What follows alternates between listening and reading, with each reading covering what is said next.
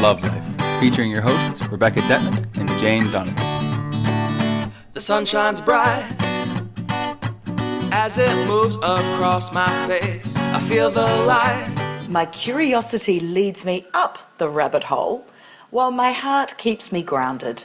Welcome to Love Life. I'm Rebecca Detman. And I'm Jane Donovan. And due to popular demand, we are delivering today completely out there stuff. Crazy, cosmic, totally next level, spiritual, next level dimensional stuff, which some of you will listen to and go, that's a bit crazy and interesting. I'll just go back to my everyday episodes about friendship and relationships. I think it's funny we're doing this on the back of friendships. We might lose some through this, Beck. Maybe. And some people will be like, oh my God, can you make every episode about the Arcturians and the Akashic Records? And we'll be like, no, because it's not really our bag, but it is sometimes. And then the rest of you, I hope, we're just going to have a lot of fun and maybe learn a thing or two that you didn't already know. Look, I mean, all of the stuff we're going to talk about today is out there. Really, truly, Google is your best resource these days. There are blogs out there which describe and channel some of these concepts so brilliantly. Like in the 80s and 90s and even the early 2000s, you still had to trek off to the bookstore to get one weird, old, expensive channeled book on what is Lemuria, if you could even find it back then. And now there's so many progressive, awesome websites giving, I just love it. You read them and it's so factual. It's like it's an encyclopedia. They're like, well, yes, the civilization of Atlantis was during this time period, and the civilization of Lemuria was at this time period in this sea. When Spoken this as though it's such a given that everybody knows this. These are the geographic points, and this is it's just complete natural. It's wonderful how it's not underground now. Socio-cultural history, like I remember buying a book in 1985 called Super Learning, and it was. But wait, and the only reason I got it was I was working at the University of Adelaide, and their bookstore is not governed by Commonwealth regulations. So it was banned by the Australian government, and I got it and I loved it. Oh, you still got it, Jane? I would have somewhere. I must find it and reread it. Google that one. Super Learning. Super Learning. Which heavens above if we have a super species. Which now would be like 7 minutes on somebody's YouTube clip, and everyone would be like, oh yeah, seen that already. I know, that's so old school. So there's been a smattering of requests lately for this, because I think the last time we went into this stuff at this level was episode 88. And every now and then somebody will be like, hey guys, really loved episode 88. When are you going to do more of that stuff? Wasn't it fascinating? It was 88 too. I think we might have done that deliberately. But anyway, so here's two listeners' Facebook messages that we've had within the same short time period recently. So the first one said, would love to hear an episode about ascending to the fifth dimension, Akashic Records, Atlanteans, Arcturians, Lemurians, Pleiadians, and all that type of stuff. I'm also really interested in the tarot and psychic side of things. The second email basically asked the same question. So she said, I have been intuitively guided down the internet rabbit hole to a host of blog posts on Ascension and New Earth and the theories and teachings of David Icke, which I'm just compulsively devouring. Maybe this is escapism, but I like to think it's helping me cope with the present and giving me hope for the future. I'd love it if you'd consider doing podcasts on the topics of Ascension, New Earth, life in 5D, and the Illuminati New World Order from a spiritual perspective.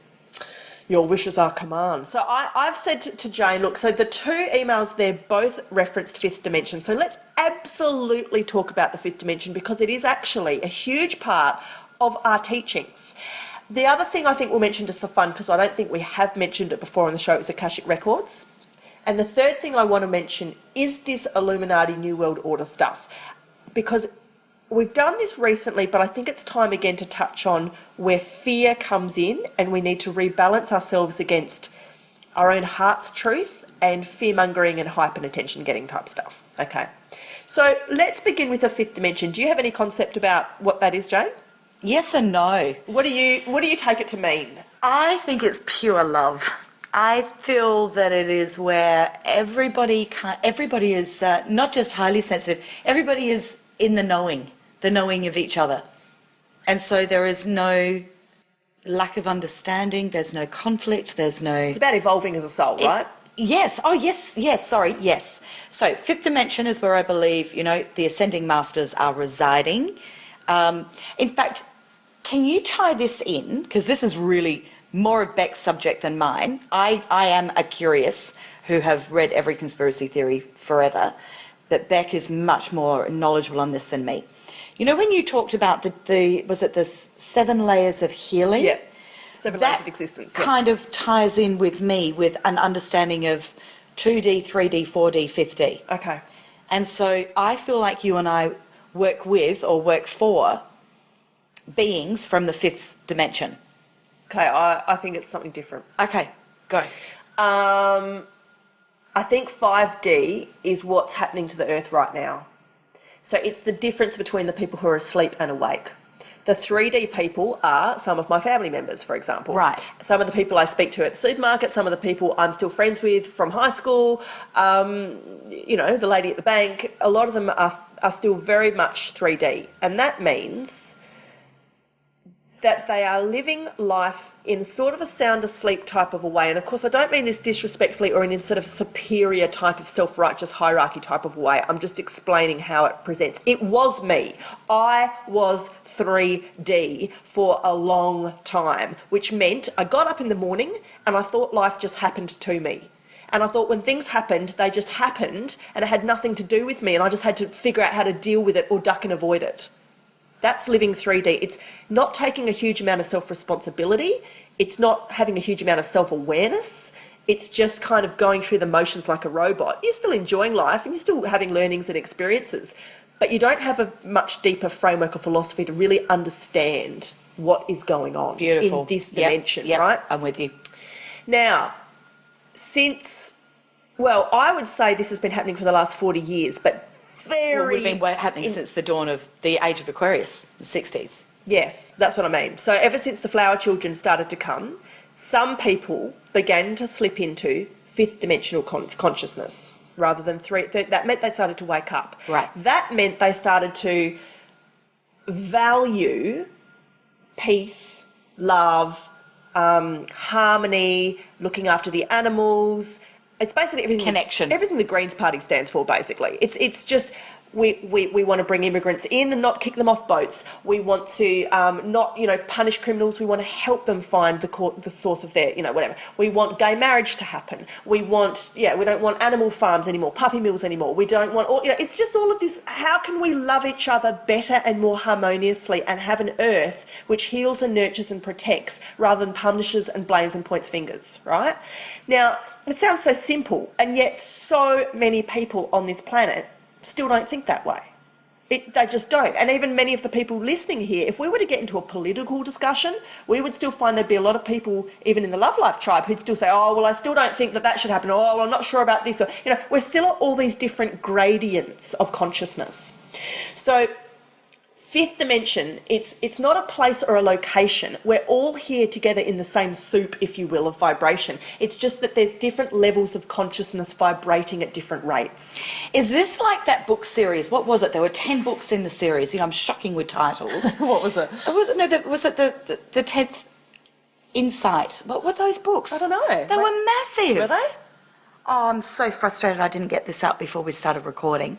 We'll put it as a The link first underneath. Insight, the second Insight, that was them. Never knew them.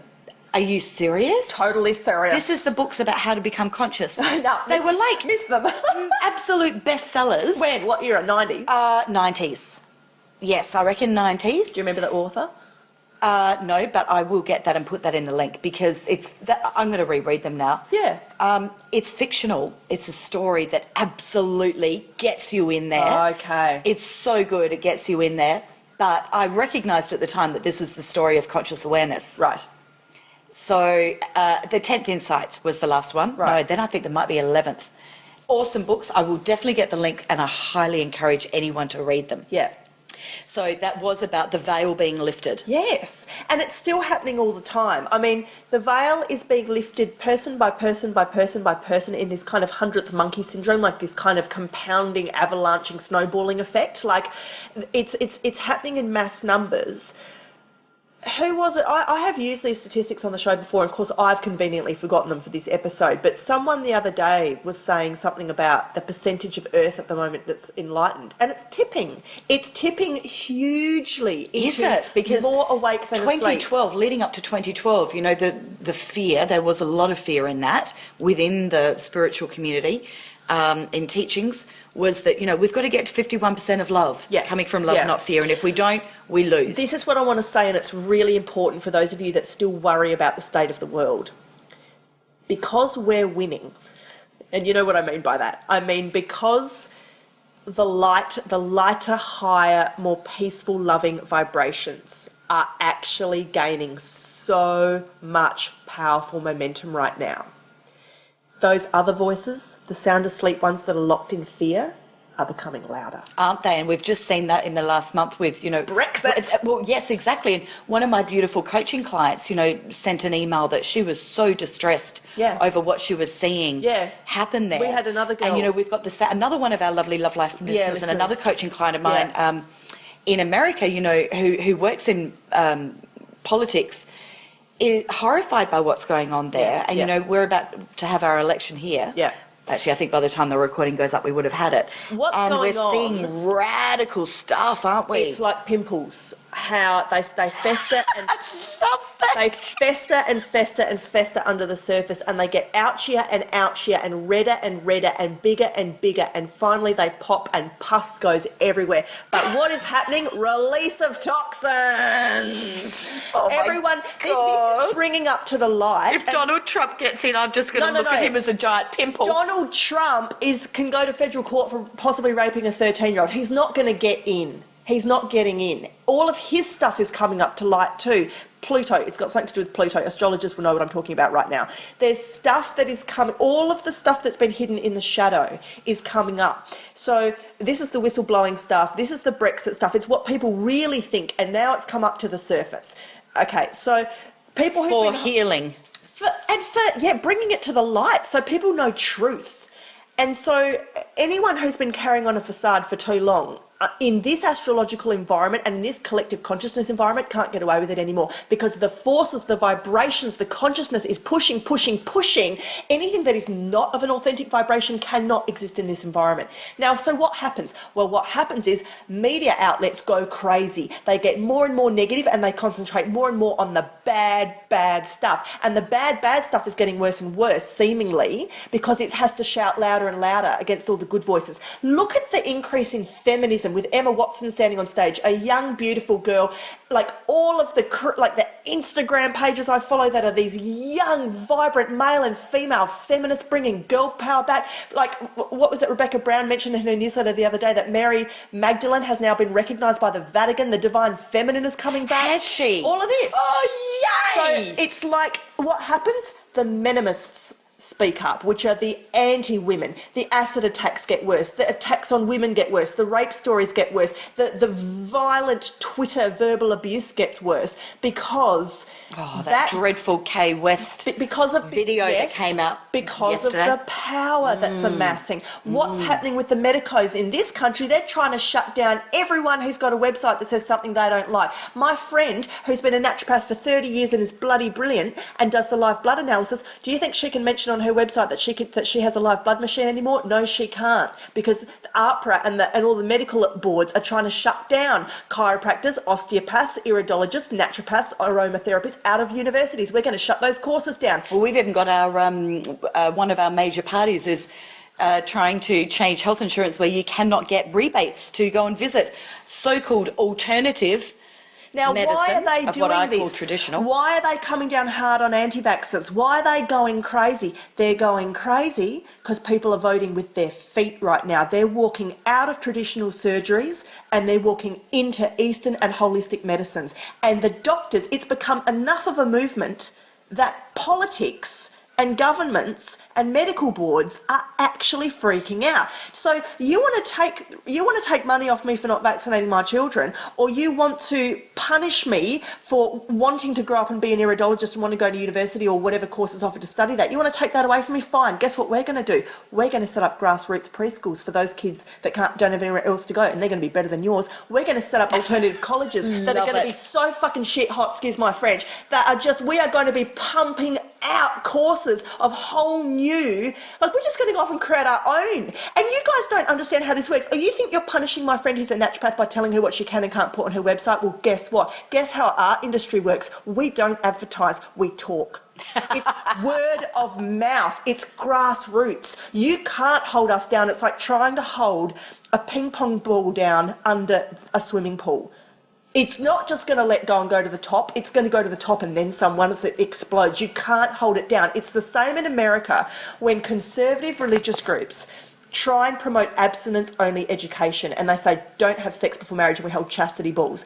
Guess where the highest rate of teen pregnancy is in America? In those communities, because they're holding ping pong balls down under the swimming pool. You can't do it. What I love about this, I get so excited. That was a beautiful rant, Beck. There you go. They like your rants. The most exciting thing here is that this is your test. This is your true test to come from love and not fear. This is for you to really sit in it and hold your vibration and feel that deep, genuine excitement that you are a fifth dimensional creature, as Bex described it, and I totally love that and agree with everything you've said. That you are living in a different world, but you can be here as the role model, as the safe place, as the strong wisdom holder for others to come to you and go, how can you not be so tormented by this? How can you be like this? And there's your entry point to start healing them, teaching them, leading them. Don't let this get you down. You're a pioneering cowboy heading for the Western Front. We are warriors. You've got to be pointing to the horizon and saying, follow me, guys, this way. And they go, I'm not sure about that. I don't believe in that. I don't know where you're going. Well, just watch me. Watch me get there and see how I thrive. Just keep leading by example. It's all you can do in the fifth dimension, because the fact is we are dealing every day with people who are still sound asleep, and you have to let stuff go. This is why I'm telling you guys, save your energy. Don't get into a 3-hour argument at a dinner party with somebody who's in the third dimension, because they're speaking Spanish and you're speaking Mandarin. Good analogy. It's not going to happen. You're in different dimensions. I mean, I had this beautiful soul come to me yesterday for a reading, and he says to me, I'm not really in touch with my dad. He lives on a different planet. And what he meant was he lives 20 minutes drive away, but I knew exactly what he meant. You don't have to give too much time and energy. I know that sort of sounds contradictive, like, oh, but if you're a loving soul, you should include everybody. Well, you're doing, I mean, we're not going to go around and kill people off. We're not going to annihilate them because they're not in our dimension. I mean, it's more just about, it's not even that awful word tolerance that Jane always says we shouldn't use that awful word tolerance. This isn't a better than, less than conversation. This is just saying, don't waste your energy where people aren't ready to hear you or listen. There will be people who are teetering in perhaps what we could call the fourth dimension. They are just crossing the bridge between, they're in that wake up phase. If anyone deserves your attention and energy, give it to those people. They're the ones... Because that fourth dimension is actually quite a hard place to live. They're in nursery school. It is a really hard place to live. And they're coming up against all their old conservative family members' opinions, the way the world still looks to them. They've got the XY vibration going on. That the Y is questing for this new stuff they think resonates as truth for them, but the X is pulling them back into all their old friendships and family patterns and beliefs and all of that. It's a hard place to be. A lot of you guys listening are in that place right now. Shifting dimensions is not always fun and easy and light. It can be painful. It's like birth. Labour pains accompany any form of change, but change is growth, growth is inevitable, and growth is necessary for soul evolution. And remember that we've got our beautiful Facebook group that is there to support you. The conversations there are so beautiful with like-minded souls that, you know, when you're having a hard time because you've been stuck at a dinner party with somebody that wants to, you know, have a go at you, stop all of the boat people and, and, you know, let's put the vaccination in the water, and you fire up. Your role when you fire up instead is to stop and reach for your compassion. And how do you do that? The easiest way is recognising that was you. That was you. Now, you may not have agreed on those particular Yeah. issues, but you were 3D. So have a little trip down memory lane and remember what your life looked like, felt like, and acted like when you were three-dimensional.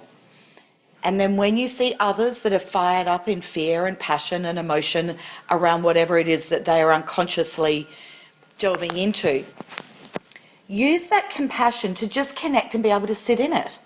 So you can sit in it. And if somebody asks for your opinion, you just say, I have a very different opinion.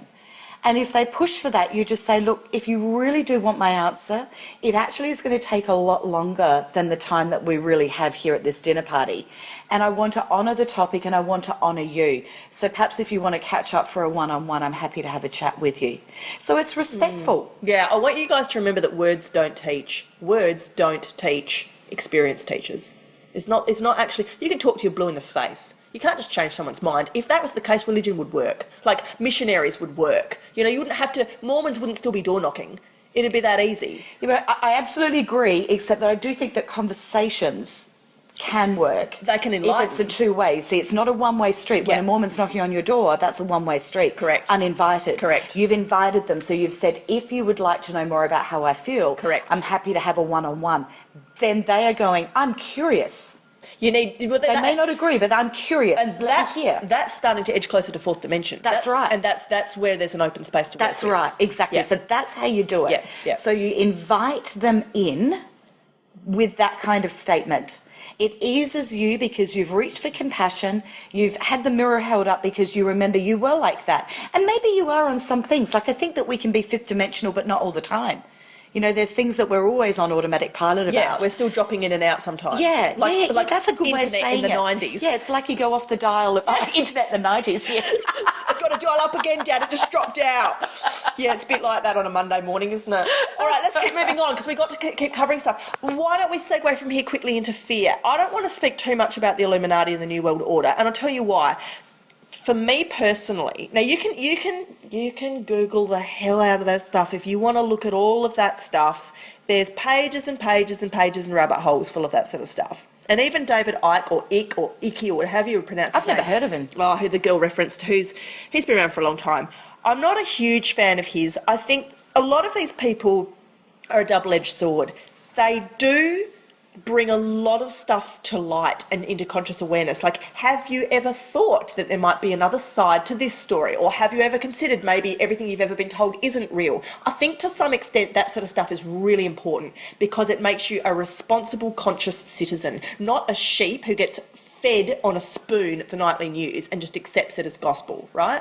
So a lot of these people like you, David Icke's X of the world, they do get you thinking.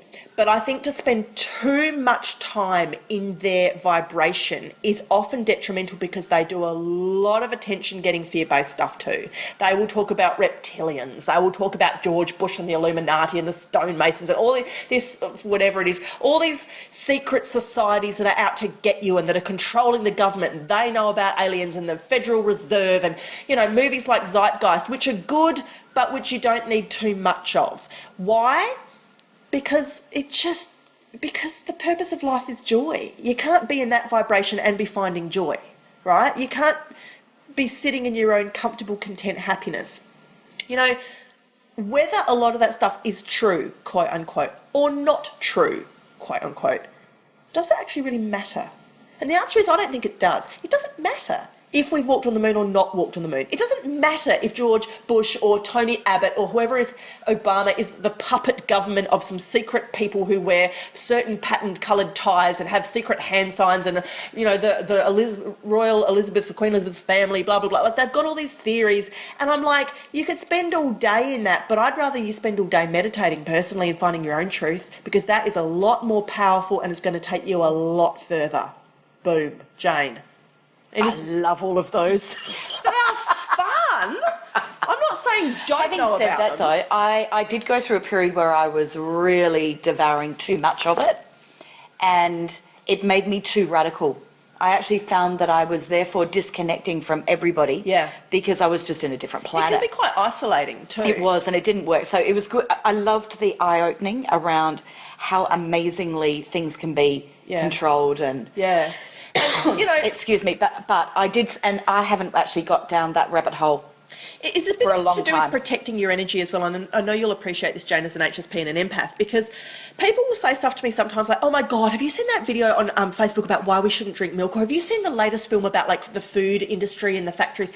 And my answer these days is, I don't need to see that. I watched that stuff years ago. Yeah, I know it exists. I know Yeah. it's screwed up. I don't need to keep reiterating how horrifying it is. And there's some people on Facebook that I follow that just keep, yep, look, peeps, this is the latest from the, you know, my inside source at the whatever, and this is what they're doing to us now, and this is what is going into these ingredients. Don't poison your kids. And I'm like, I don't want to hear it.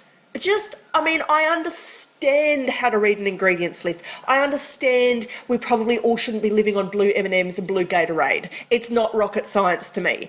I don't need to keep a constant bombardment in my Facebook feed of the evils and poisons of the world we live in, because it puts me into a fear mentality. I agree. Well, as I said, I submerge myself too much. And actually, I haven't watched anything for probably about 4 or 5 years now, and don't need to, because I get the concept. Yeah. It's just a concept. It's 20 different people or 20 different ways of telling you a concept that there is control happening that you are not aware of. Okay, well, guess what? Now I am aware, and I actually really don't need to know any more than that. That's that. Just control, like, just mastermind your own reality. It's all you can control. It's all you've got. It's all you've got to work with. So the last one I'm going to touch on quickly is the Akashic Records, which is a really cool thing to know when you're Very delving cool. into spiritual work. The reason why is if you go to very traditional healers, the kinds of healers who will do chakra clearings, grid work, etheric layers and auras, past life regression, they may also incorporate Akashic Records. They may, or you may find, for example, on YouTube, guided meditations that will lead you down into a visualization where you go into the library. So what is the Akashic Records? Well, it's basically this compendium of thoughts and emotions and events that are believed to be encoded in a non-physical plane of existence. So that's like the astral plane. So really they're not in a physical place. They're kind of in the ether. But you'll find if you ever do a guided meditation to go visit the Akashic Records, you may find yourself in a large room like a library with shelves. That's how I saw it when I did that go mine. forever. Yeah, right? yeah. So, and I'm actually It's like, yeah, it's like that it's infinity. infinity corridors. Like Yes, imagine yes. the ultimate labyrinth library, like with just from floor to ceiling filled forever. And every single book you could walk along and pull out a volume and open it up, and there is the life history of a soul and everything that soul's been through. It's almost like the halls of karmic rights and justice, where it's all recorded in a supercomputer. Basically, it's this concept that everything you've ever done, thought, felt, seen, experienced, grown through has been written down and recorded, and that you can go and access your own files and maybe even the files of others if you can meditate yourself to such a vibrational state to enter that dimensional field, that plane. So I'm just Edgar Cayce, who's that ancient old medium sort of spiritualist guy from 100 years ago, on edgarcayce.org, because he was one of the first people who really channeled it and talked about it. I'm just going to read you a paragraph from his website because I think it just sums it up so well. So it says, the Akashic Records contain the entire history of every soul since the dawn of creation. These records connect each one of us to one another. They contain the stimulus for every archetypal symbol or mythic story which has ever deeply touched patterns of human behaviour and experience. They have been the inspiration for dreams and invention. They draw us toward or repel us from one another.